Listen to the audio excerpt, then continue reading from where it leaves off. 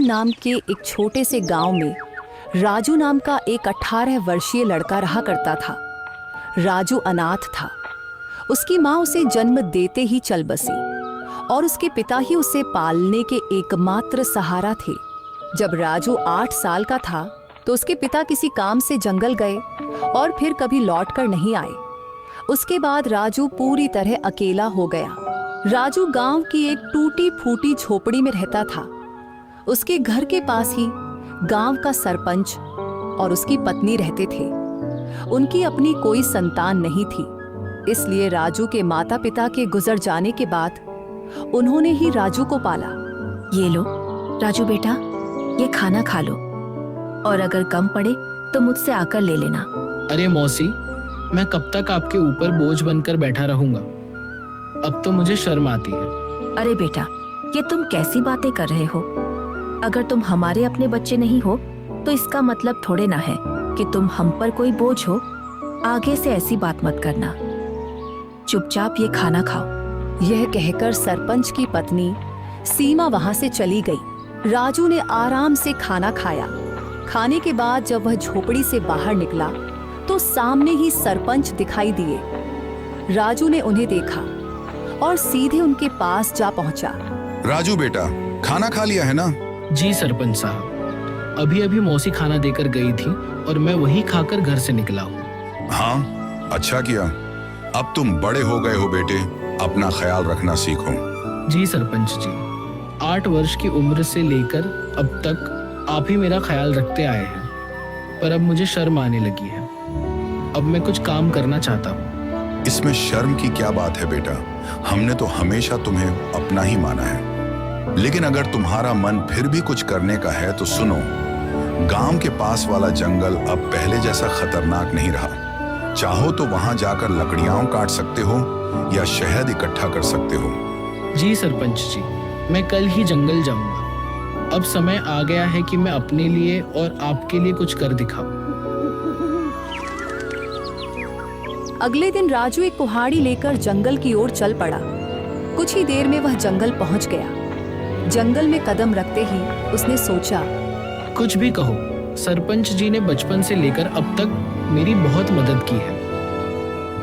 अब समय आ गया है कि मैं अपने पैरों पर खड़ा होकर दिखाऊं और अब मैं उनकी सेवा करूं ताकि उन्हें अपनी संतान की कमी महसूस ना हो और वे हमेशा खुश रहें। अभी राजू ये सोच ही रहा था कि अचानक उसकी नजर एक कोयल पर पड़ी, जो उसे बड़े ध्यान से देख रही थी।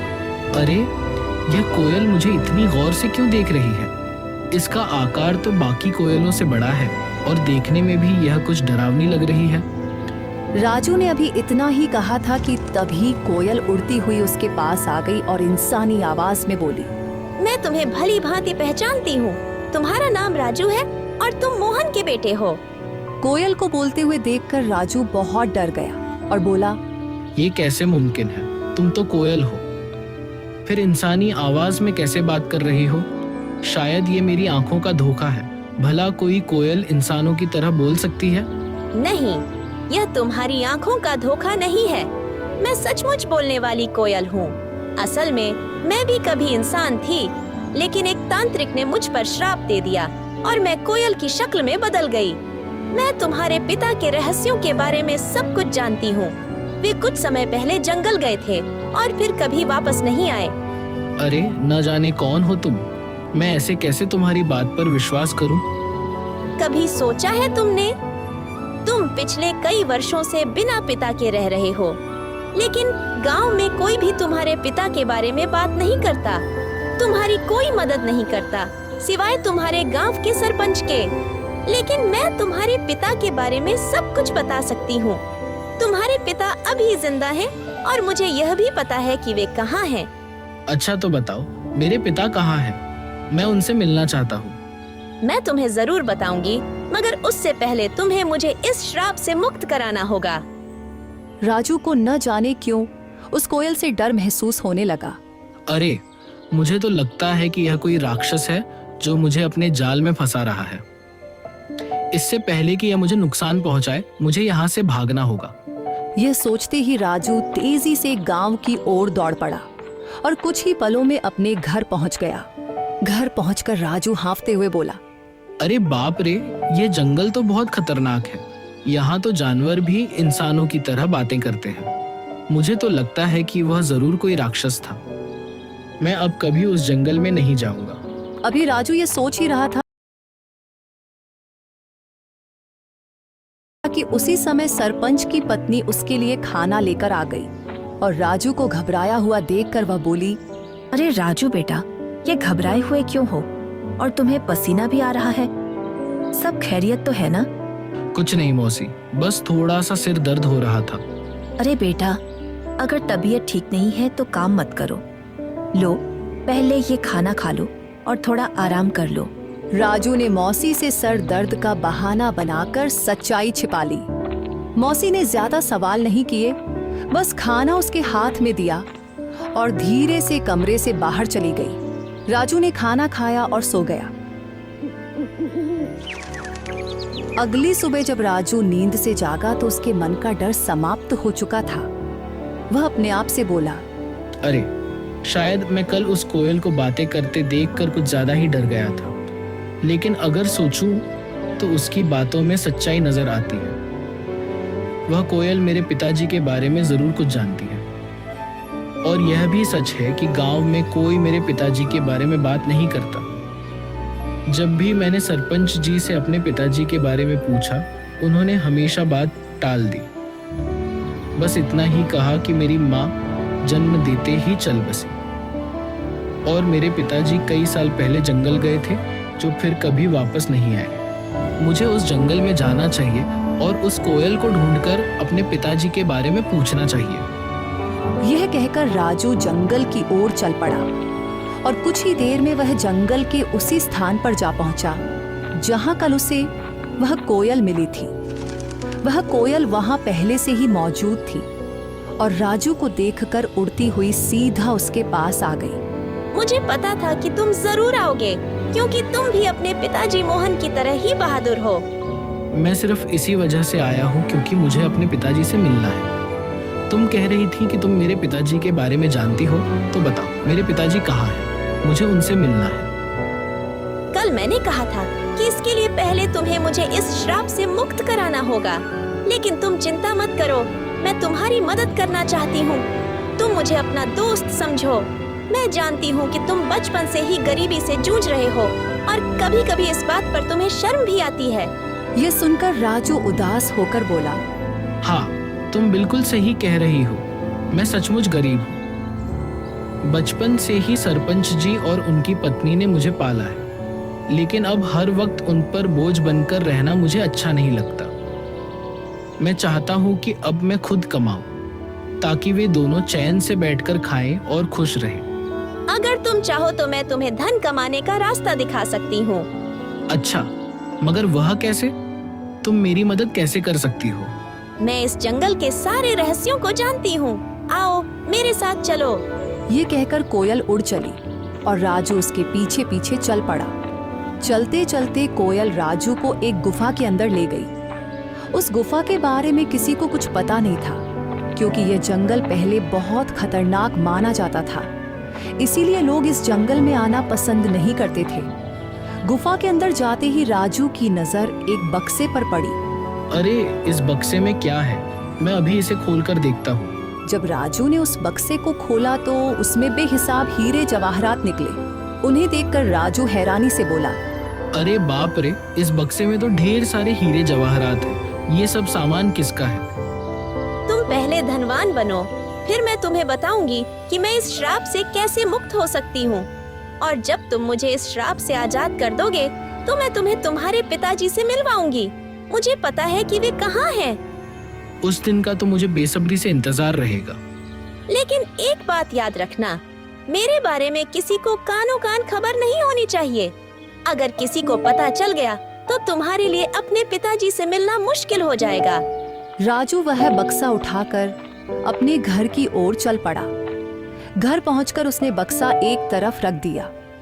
इतने में सरपंच और उनकी पत्नी राजू के लिए खाना लेकर आए। जब उन्होंने एक तरफ रखा हुआ बक्सा देखा तो सरपंच ने राजू से पूछा, राजू बेटा, ये बक्सा कहाँ से आया और इसमें क्या है? सरपंच के पूछने पर राजू को कुछ समझ नहीं आया कि वह सरपंच साहब को क्या जवाब दे। इतने में सरपंच की बीवी ने बक्सा खोला और उसमें कीमती हीरे और जवाहरात देखकर बोली, राजू बेटा, तेरे पास ये इतने हीरे और जवाहरात कहाँ से आए हैं? राजू उन्हें सब कुछ सच बता देता, लेकिन वह कोयल की बातें याद कर रहा था जिसने उसे सख्ती से मना किया था, इसलिए उसने कुछ और ही बता दिया। मौसी, मैं जंगल में लकड़ियां काटने गया था। लकड़ियां काटते काटते मैं काफी आगे निकल गया और वहां मुझे एक गुफा दिखाई दी। जब मैं उस गुफा के अंदर गया तो वहां मुझे यह बक्सा दिखाई दिया। मैंने उसे वहीं से उठाया और घर ले आया। राजू, तुमने यह ठीक नहीं किया। हो सकता है ये सारे हीरे जवाहरात बादशाह के हों। शायद उसने इन्हें वहां सुरक्षित रखा था। अगर यह बात कहीं बादशाह तक पहुंच गई तो वह हमें सख्त सजा देगा। सरपंच के मन में गहरा डर बैठ गया था। अगर यह बात किसी तरह बादशाह तक पहुंच गई तो वह हमें सख्त सजा देगा। इससे पहले कि यह बात बादशाह तक पहुंचे कि किसी ने उसका सोना चुरा लिया है, हमें तुरंत यह सोना बादशाह के पास पहुंचा देना होगा। सरपंच की बातें सुनकर राजू ने सोचा, अब सरपंच जी को कैसे बताऊं कि ये हीरे और जवाहरात बादशाह के नहीं हैं? ये तो मुझे वही कोयल ने दी है। लेकिन अगर मैंने सरपंच साहब को कोयल के बारे में बता दिया तो मेरे लिए अपने पिताजी से मिलना मुश्किल हो जाएगा और मेरे लिए इन हीरे और जवाहरात से ज्यादा अपने पिताजी से मिलना जरूरी है। राजू के लिए इन हीरे और जवाहरात से ज्यादा अपने पिताजी से मिलना जरूरी था, इसलिए वह सरपंच के कहने पर बादशाह को हीरे और जवाहरात देने के लिए राजी हो गया। ठीक है सरपंच साहब, जैसा आप कहें। हम अभी यह बक्सा बादशाह को दे आते हैं। यह कहकर राजू ने वह बक्सा अपने सर पर उठा लिया। फिर वह और सरपंच बादशाह की ओर चल पड़े और कुछ ही देर में वे बादशाह के दरबार में दाखिल हो गए। बादशाह के सामने बक्सा रखकर सरपंच ने कहा, बादशाह सलामत। ये लड़का मेरा पड़ोसी है। ये लकड़ियां काटने जंगल गया था और वहां एक गुफा में इसे यह हीरे जवाहरात का बक्स मिला। हमें शक हुआ कि शायद ये आपका ही है, इसलिए हम इसे फौरन आपके दरबार में ले आए हैं। यह सब सुनकर बादशाह के दिल में लालच जाग उठा, क्योंकि वह जानता था कि यह बक्सा उसका नहीं है। लेकिन इतने कीमती हीरे जवाहरात देखकर उसके मन में यह ख्याल आया, ये हीरे जवाहरात असल में मेरे नहीं हैं, मगर जब ये किस्मत से मेरे पास आ ही गए हैं तो मैं इन्हें बेकार क्यों जाने दूं। बेहतर यही होता है कि मैं इन लोगों को इसके बदले कुछ इनाम दे देता हूं ताकि वे खुश हो जाएं और ये खजाना भी मेरे पास ही सुरक्षित हो जाए। ये सोचकर बादशाह ने उनसे कहा, हाँ, यह बक्सा मेरा ही है। मैंने ही इसे वहां सुरक्षित किया हुआ था, लेकिन तुम दोनों ने ईमानदारी से यह संदूक मेरे दरबार में लाकर बहुत अच्छा किया है। मैं तुम्हारी इस सच्चाई से खुश हूँ, इसलिए तुम्हें इनाम दिया जाएगा। ये कहकर बादशाह ने अपने सिपाहियों से कहा, सिपाहियों, यह संदूक इनसे ले लो और खजाने में रख दो।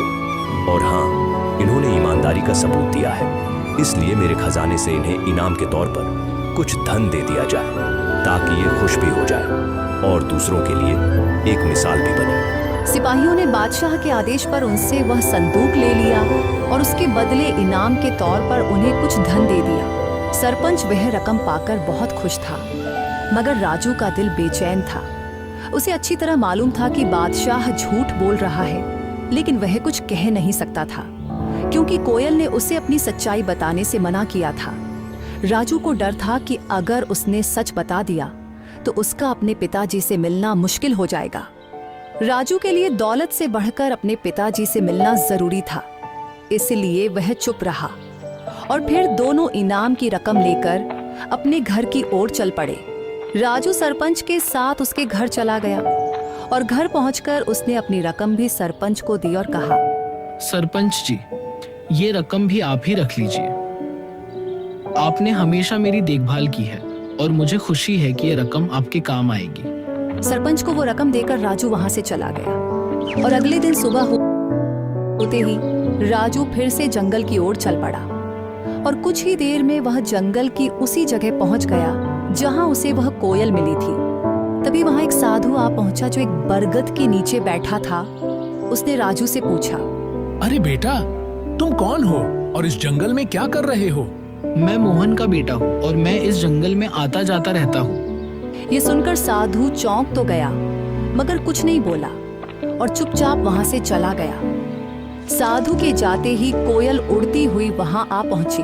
वह साधु तुमसे क्या कह रहा था?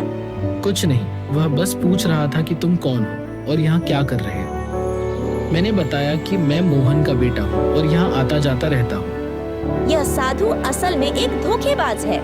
उसने सिर्फ साधु का वेश ओढ़ रखा है, लेकिन अंदर से वह एक शैतान है। मुझे उस साधु से कोई मतलब नहीं है। मुझे सिर्फ तुम और अपने पिताजी की परवाह है। बस तुम बताओ कि मैं तुम्हें उस श्राप से कैसे मुक्त करवा सकता हूँ। अच्छा, तो चलो फिर मेरे साथ। वह राजू को एक गुफा के अंदर ले आई जहाँ एक शीशे की बोतल पड़ी थी जिसमें जल भरा हुआ था। कल पूर्णिमा की रात है। तुम्हें आधी रात को इसी जगह आकर आंखें बंद करके उस बोतल को तोड़ना होगा। बोतल टूटते ही मैं शराब के प्रभाव से मुक्त हो जाऊंगी और फिर तुम्हें यह राज बताऊंगी कि तुम्हारे पिता कहाँ हैं। क्या मैं इस बोतल को अभी तोड़ दूँ? नहीं, कल पूर्णिमा की रात है। तुम इसे सिर्फ कल ही तोड़ सकते हो। इतना कहकर वह कोयल वहां से उड़ गई और राजू भी अपने घर की तरफ चल पड़ा और दूसरी तरफ वह साधु छुप कर उन दोनों की बातें सुन रहा था। वह भी राजू के पीछे चल पड़ा। जब राजू अपने घर के करीब पहुंचा तो उसने साधु को अपने पीछे आते देखा और वहीं रुक गया। साधु करीब आकर राजू से बोला, मैंने अपनी आंखों से देखा है कि तुम कोयल से बात कर रहे थे। देखो, तुम इस कोयल को नहीं जानते। वह कोई साधारण कोयल नहीं है। मैं सब जानता हूँ, लेकिन वह कोयल मेरे पिताजी के बारे में जानती है और मैं किसी भी कीमत पर अपने पिताजी को पाना चाहता हूँ। तुम्हारे पिताजी अब इस संसार में नहीं रहे। वह कोयल तुम्हें फंसाकर श्राप से मुक्ति पाना चाहती है। यह सुनकर राजू क्रोधित हो गया। अरे साधु महाराज, मैं साधुओं का सम्मान करता हूँ, मगर तुम्हारे जैसे पाखंडी साधुओं का नहीं। याद रखो, इसके आगे मैं एक भी शब्द बर्दाश्त नहीं कर सकता। बेहतर है चुपचाप यहाँ से निकल जाओ। साधु कुछ कहने ही वाला था कि राजू ने उसे धक्का दे दिया और कहा, चले जाओ, वरना तुम्हारे लिए अच्छा नहीं होगा। यह कहकर राजू अपने घर चला गया और दूसरी तरफ सरपंच और उसकी बीवी जब अपने घर से निकले तो उनकी नजर साधु पर पड़ी। वे दोनों साधु के पास आए और सरपंच ने साधु से कहा, अरे साधु महाराज, आप यहाँ क्या कर रहे हैं? मैंने राजू को सच्चाई बताने का प्रयास किया, लेकिन वह सुनने को तैयार ही नहीं हुआ और वह उस कोयल को श्राप से मुक्त करवाना चाहता है। अगर वह कोयल अपने श्राप से मुक्त हो गई तो गांव में तबाही आ जाएगी। गांव का एक भी व्यक्ति जीवित नहीं बचेगा।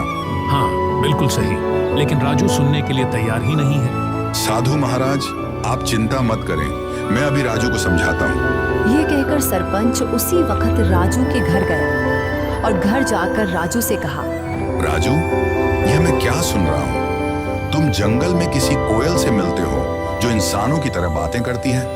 क्या तुम्हें यह अजीब नहीं लगा कि एक कोयल इंसान की तरह कैसे बोल सकती है? ओह, तो आपको पता चल गया। देखिए सरपंच जी, शुरू में मुझे यह सब अजीब लगा था, लेकिन अब नहीं।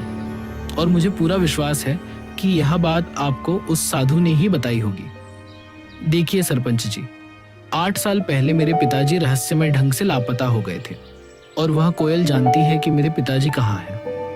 मैं बस अपने पिताजी को पाना चाहता हूँ, उनसे मिलना चाहता हूँ। बेटा, तुम अपने पिताजी के बारे में कुछ भी नहीं जानते हो? हाँ, मैं नहीं जानता, बिल्कुल नहीं जानता, क्योंकि आपने कभी मुझे बताया ही नहीं और न ही गांव वालों ने कुछ कहा, तो फिर मैं कैसे जान पाता। अब मैं किसी की बात पर विश्वास क्यों करूं? बताइए। मुझे सिर्फ कोयल की बात पर विश्वास है और कल पूर्णिमा की रात है। कल मैं उस कोयल को श्राप से मुक्त कर दूंगा और वह कोयल श्राप से आजाद होकर मुझे मेरे पिताजी से मिलवाएगी। इतना कहकर राजू गुस्से में घर से बाहर निकल गया। राजू, मेरी बात सुनो। राजू, रुको। सरपंच ने राजू को आवाजें दी मगर उसने एक भी न सुनी और घर से निकल गया। सरपंच भी घर से बाहर आया और साधु भी घर के बाहर ही खड़ा था। सरपंच ने साधु से कहा, राजू पता नहीं कहाँ गया है। अब हमें कल तक का इंतजार करना होगा और जंगल में जाकर राजू को बोतल तोड़ने से रोकना होगा। अगली रात साधु सरपंच को लेकर जंगल में उस गुफा के पास ले गया और कहा, यही वह गुफा है जहाँ वह बोतल पड़ी है जिसमें उस डायन कोयल की शक्तियां हैं। राजू यहाँ आता ही होगा, हम एक तरफ छुप जाते हैं। यह कहकर वे दोनों गुफा के एक तरफ छुप गए और उसी वक्त राजू वहां आ जाता है। राजू को देखकर वह कोयल उड़ती हुई राजू के पास आई और बोली, यहाँ साधु और सरपंच आए हैं। वे गुफा के एक तरफ चुपचाप खड़े हैं। वे तुम्हें इस बोतल को तोड़ने से रोकेंगे, पर तुम उनकी बात मत मानना। अगर तुम उनकी बात मान लो तो तुम कभी अपने पिताजी से नहीं मिल पाओगे। नहीं, मैं उनकी बात नहीं मानूंगा। ठीक है, तो तुरंत जाओ, वह बोतल उठाकर ले आओ और उसे तोड़ डालो। राजू जल्दी से गुफा के अंदर गया और वह बोतल उठा लाया। जैसे ही वह उस बोतल को तोड़ने लगा तो साधु और सरपंच वहां आ गए। राजू रुको, इस बोतल को मत तोड़ो, तुम बहुत बड़ी गलती कर रहे हो। नहीं, मुझे किसी भी हाल में अपने पिताजी से मिलना है। राजू ध्यान से सुनो, ये कोयल कोई साधारण पक्षी नहीं बल्कि एक डायन है। आज से 10 साल पहले जब तुम छोटे थे, इस डायन ने पूरे जंगल पर कब्जा कर रखा था। जो भी गलती से इस जंगल में जाता फिर कभी लौट कर नहीं आता था। तब तुम्हारे पिताजी और मैंने मिलकर ठान लिया कि इसे रोकना ही होगा। हमने साधु महाराज से उपाय पूछा। उन्होंने बताया कि इस अभिशाप को खत्म करने के लिए तुम दोनों में से किसी एक को जंगल के पास वाले कुएं में अपनी जान देनी होगी। तुम्हारे पिताजी बहादुरी से आगे आए और यह बलिदान स्वयं देने का निश्चय किया। उन्होंने कुएं में छलांग लगाई और साधु महाराज ने उस डायन की सारी शक्तियां एक बोतल में कैद कर दी और उसे कोयल में बदल दिया। इस तरह यह जंगल सुरक्षित हो गया। मगर यह राज हमने किसी को नहीं बताया। गांव वाले कुछ नहीं जानते। ये बात सिर्फ मुझे और साधु महाराज को मालूम थी, इसलिए हमने तुम्हें भी कभी नहीं बताया। लेकिन अगर तुमने ये बोतल तोड़ दी तो ये फिर से अपने असली रूप में आ जाएगी। ये सिर्फ उसकी एक चाल है। ये लोग झूठ बोल रहे हैं। सच्चाई वही है जो मैं कह रही हूँ। अगर मेरे मन में कोई चाल होती तो मैं तुम्हारी मदद क्यों करती? क्या गांव वालों ने कभी तुम्हारी मदद की? नहीं। तुम्हें धन, सामान, हीरे मोती सब मैंने दिए। अब मैं तुम्हें तुम्हारे पिताजी से भी मिलवा रही हूँ। राजू भ्रम में पड़ गया और उसने वह बोतल जमीन पर फेंक कर तोड़ दी। फिर अचानक वह कोयल एक डायन के रूप में आ गई। राजू, तुमने मेरा बड़ा काम आसान कर दिया। अब मैं आजाद हूँ और अब तुम सबकी शामत आ गई है। आज मैं तुम में से किसी को भी जिंदा नहीं छोड़ूंगी। राजू, तुमने बहुत बड़ी गलती कर दी है। अब ये डायन हमें किसी भी हाल में जिंदा नहीं छोड़ेगी। मुझे माफ कर दीजिए सरपंच साहब, मैं उसके बहकावे में आ गया था। क्या अब इसका कोई हल नहीं बचा? इसका बस एक ही हल है कि हमें तुरंत उस कुएं के पास जाना होगा। ये कहकर वे तीनों कुएं की ओर भागे और वह डायन भी उनके पीछे आ गई। वहां पहुंचकर साधु ने कहा, अगर तुम इस डायन से छुटकारा पाना चाहते हो तो तुम दोनों में से किसी एक को उसी कुएं में छलांग लगाकर अपनी कुर्बानी देनी होगी। साधु की बात सुनकर राजू तुरंत बोला, ये मुसीबत मैंने खुद मोल ली है, इसलिए इससे मुक्ति भी मैं ही दिलवाऊंगा। यह कहकर राजू ने कुएं में छलांग लगा दी और अपनी जान कुर्बान कर दी। साधु ने तुरंत डायन को फिर से एक कोयल के रूप में बदल दिया, मगर इस बार उसके पास इंसानों की तरह बोलने की शक्ति भी नहीं रही। सरपंच को राजू के जाने का बहुत दुख था, मगर वह क्या कर सकता था। इसलिए वह घर लौट आया और धीरे धीरे फिर से हंसी खुशी जीवन बिताने